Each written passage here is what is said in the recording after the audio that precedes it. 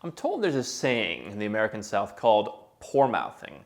This is where people talk about how they can't pay the bill. They're so far behind. They're so broke. People in our neighborhood, people where we come from, can't get ahead. There's a lot to unpack in that, but I want to talk specifically in this video about something I call passport poor mouthing and why it's so important to understand because it's holding a lot of people back.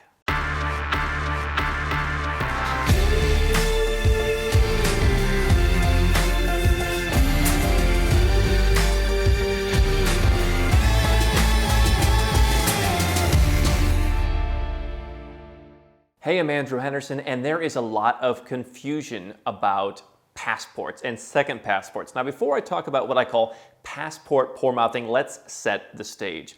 We work with a lot of folks from the Western world, from the US, from Australia, Canada, etc.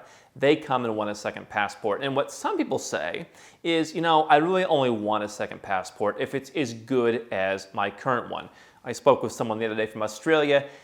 I don't know, can I get a Belgian passport, he said. And the answer is yes, you could. But if you're living the nomad capitalist lifestyle, you're working to keep your taxes low, keep more of your own money, keep your options open, then you may not want to do what it takes to get a Belgian passport. And so a lot of folks think that people in Belgium are just sitting around saying, oh, you're from the United States? Here's your passport. We've been waiting for you. And that's not the case. If you want one of these Tier A passports, as I call them, then there's often going to be a lot of work involved unless you're one of those lucky folks who has a parent or a grandparent from a European country. Even then, it's not guaranteed. We've run into a lot of situations where even then people can't get it.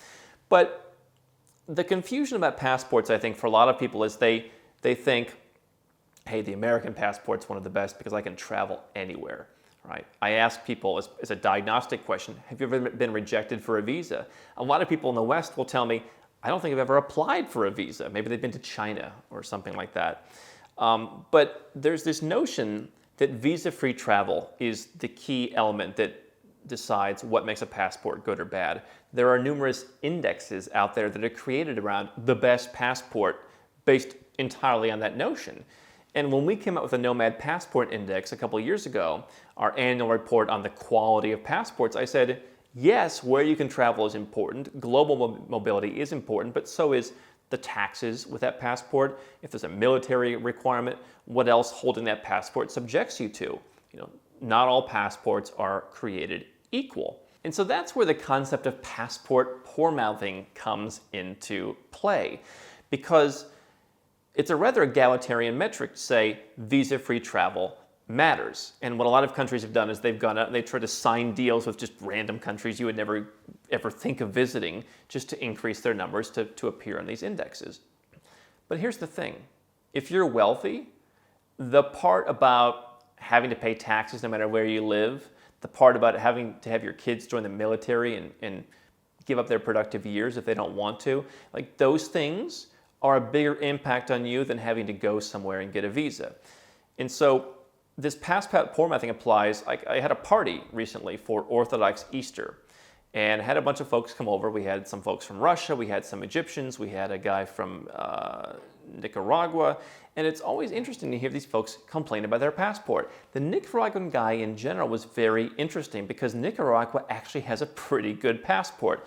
You can go to the UK, which is not that easy for some passports, even in Europe. You can go to Europe. You can go to a lot of Southeast Asia, you can go to a lot of Latin America. Your passport's not that bad. And he's like, no, our passport is terrible. There's the poor mouthing. Why is it terrible? Because he can't go to the one country in the world that he really values. Why? Because Nicaragua is not a US visa waiver program country.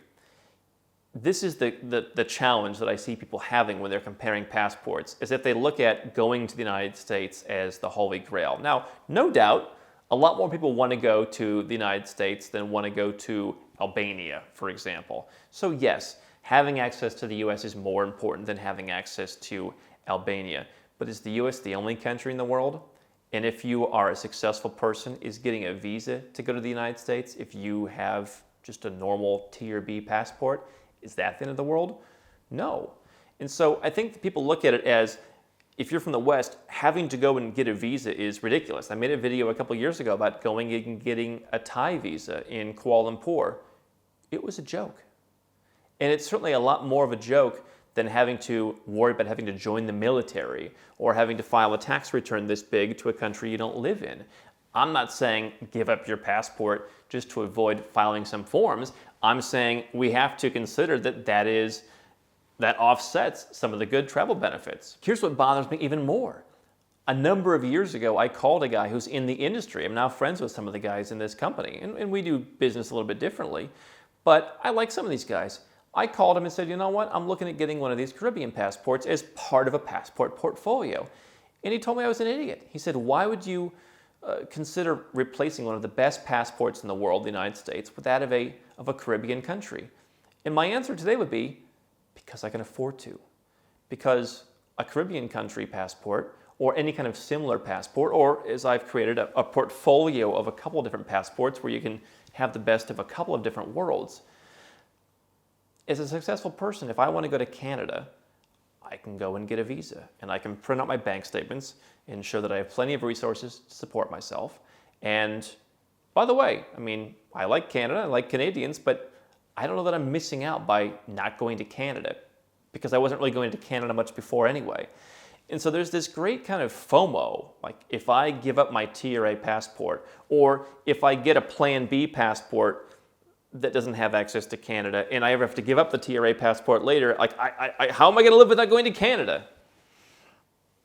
And you can go to Canada, you just have to go and get a visa. What I don't want you to do is listen to folks who do this kind of passport poor-mouthing, where if you ever have to get a visa anywhere, you're screwed.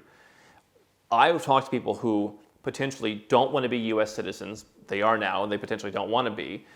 And I also talk to folks who just want a passport as their plan B in case things get bad in their own country.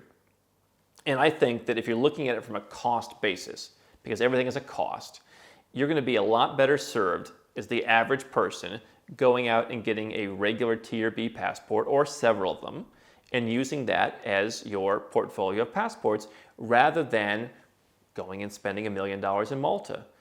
Now, if you have $200 million, could you spend $1 million on a passport or a couple of passports? Sure, that's not going to affect you. For everyone else, I think understanding that visa-free travel isn't the only metric. Understanding that getting a visa, if you're successful, isn't that difficult. And understanding that your needs as a 7 or 8 figure entrepreneur are different than the needs of the average person in Nicaragua.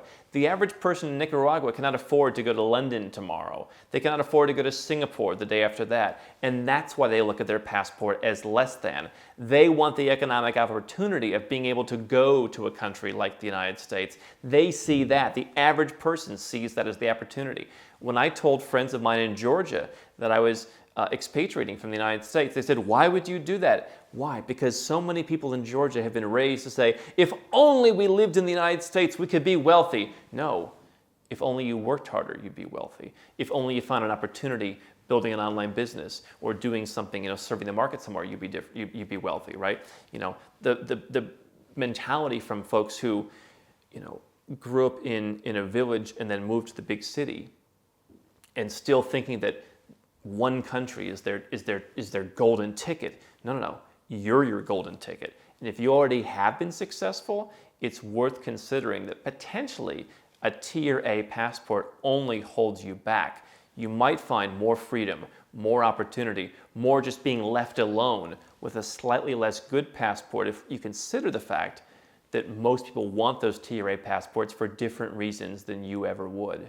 Hi, I'm Andrew Henderson from Nomad Capitalist. I wrote this book, which you can find on Amazon, to distill a lot of the stuff we talk about in these videos and a lot of the stuff I've learned over the last decade plus traveling all around the world, teaching you about how to legally reduce your taxes, build your personal freedom, and create wealth faster. Definitely get a copy of this book if you want to learn more. Now, if you want to watch more videos, make sure you subscribe to our channel and make sure you click the notifications bell so you never miss one of our new videos with more tips on how to go where you're treated best. And if you're already a 6 or 7 figure entrepreneur and you'd like to put these strategies in place for yourself, go to nomadcapitalist.com and learn about how I can help you.